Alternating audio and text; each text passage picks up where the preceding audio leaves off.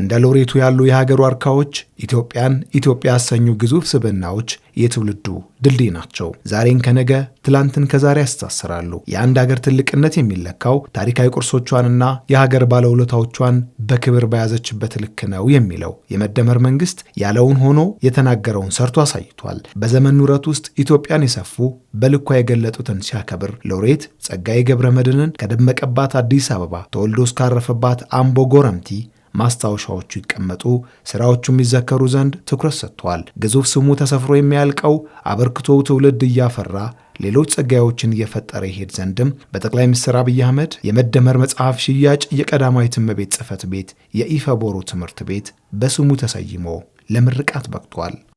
በየቦታው በየስፍራው ማስታወሻ የሚገባው ክቡር ጠቅላይ ሚኒስትር ዶክተር አብይ አህመድ እንዳሉት ኢትዮጵያን ሲሰፋና ሲሰራ የኖረ ጸሐፊ መሆኑን ክብር በሚሰጥ መንገድ ሌሎች ተመራማሪዎች፣ ሌሎች የቲያትር ሰዎች፣ ሌሎች የግጥም ተመራማሪዎች፣ የግጥም ጸሐፊያን የተከተሉትን ፍኖት ሊያደምቅ በሚችል መንገድ ጸጋዬን ልናስታውሰው ይገባል።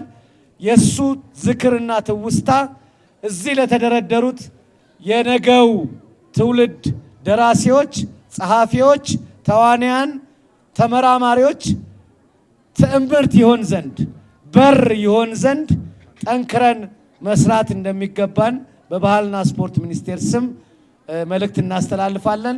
በቅርቡ 90 ዓመት የሚሞላው በሞት ከተለየ 20 ዓመት የሆነው የሥነ ጽሑፍ መሐንዲሱ ሎሬት ጸጋዬ ገብረመድህን አምቦን መፍለቂያው ሸገርን መሰንበቻው ሲያደርግ ኢትዮጵያን በስዕል ብዕሩ በሚመጥናት ከፍታ ስሏታል። እንደ አዲስ እየተወለደች ባለችው አዲስ አበባ እምብርት አራዳ መታሰቢያ ሐውልቱን እንደ ሥራዎቹ የሚታወስበት ሆኖ ቆሞለታል። አዲስ አበባ በውበቷ ውስጥ ታሪክ፣ በድምቀቷ ውስጥ ከፍ ያሉ ስብዕናዎችን እያስታወሰች ትላንቷን አክብራ ጸጋዋን ደርባለች። የአምቦ ዩኒቨርሲቲ በስሙ የከፈተው የጥበብ ቤት ሌሎች ጸጋዮችን የማፍራት ውጥኑን ገፍቶበታል። በሎሬት ጸጋዬ ስም በመደመር መጽሐፍ ሽያጭ የተገነባው የኢፈቦሩ ትምህርት ቤት ደግሞ ሌሎች ጸጋዮችን ከጥበቡ መስክ ውጭ ጭምር የማፍራት ትልም ያለው ሀገሬውም ተወዳጁ የቀለም ሰው ሳይዘነጋ የእውቀት ጥማቱን የሚያረካበት ሆኖለታልና ደስታውን ከፍ ያደረገ ነው። አዩከኝ ሎሬት ጸጋዬ ገብረመድህን ታላቁ ልጃችን ምሁሩ በዚህ በተወለደበት ቦታ ይህንን ታሪክ በማየታችን ደስተኞች ነን። ይህንን ያደረጉ ክብር ይገባቸዋል። ቀዳማዊት እመቤት ዝናሽ ታያቸው ከመደመር መጽሐፍ በተገኘው ገቢ በሎሬት ጸጋዬ ስም ይህንን በመገንባታቸው ደስ ብሎናል። ሁላችሁንም ፈጣሪ ያቆይልን። ስሜቴ ያው ምን ብዬ ልንገርሽ፣ ወደር የሌለው ደስታ ነው የሚሰማኝ። ምክንያቱም የእሳቸው ስም በዚህ በኢትዮጵያ ደረጃ ብቻ ሳይሆን በዓለምም ከታወቁት ውስጥ አንዱ ናቸው። ለአካባቢው በሚገባ ይጠብቃል። እንቁላል ከእጅሽ ቢወርቅ ይሰበራል አይደለም? እንደ እንቁላል እናንከባከባለን። መንግስት ቆጥሮ ሰጥቶናል። መንግስት አይደለም እየተጠቀመ ያለው፣ የኛ ልጆች ነው፣ የኛ ህብረተሰብ ነው፣ የኛ እናት የኛ አባት ነው እየተጠቀመ ያለው። ስለዚህ በሚገባ ለትውልዳችን እናስተላልፋለን የሚል ግምት አለኝ።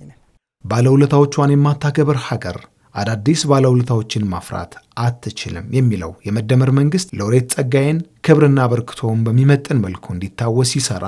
በእርግጥም እንደሱ በብዕር መንደር ተሻግሮም በሌላ መስክ ላሉ የሚያስተላልፈው መልእክት ግልጽ ነው።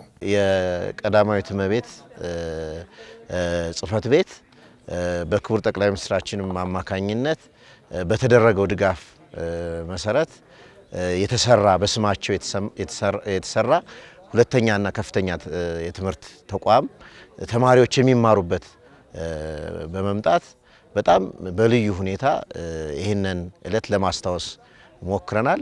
እጅግ በጣም ለኔ እንደ ድል የምቆጥረው ነው። አሁን ላሉት ጸሐፊዎችም ወደፊት እንደሚታወሱ ወደፊት ታሪክ እንደማይረሳቸው ማሳያ ምልክቶች በመሆናቸው ልክ እንግዲህ ስንነሳ ከአዲስ አበባ ነበር የተነሳ ነው 70 ደረጃ ጋር ከሚገኘው ከጋሽ ጸጋዬ ሐውልት እንግዲህ እስከ አምቦ እስከተወለደበት ቦታም ድረስ ሄደናል። ደስ ይላል። እንግዲህ ጋሽ ጸጋዬ ኢትዮጵያ ስነ ጽሑፍ ላይ ብቻ ሳይሆን የአፍሪካ የዓለም ስነ ጽሑፍ ላይ የራሱን አሻራ የጣለ ሎሬት እስከመሆን የደረሰ እሱን እንደዚህ በማስታወሳችን ደስተኛ ነኝ።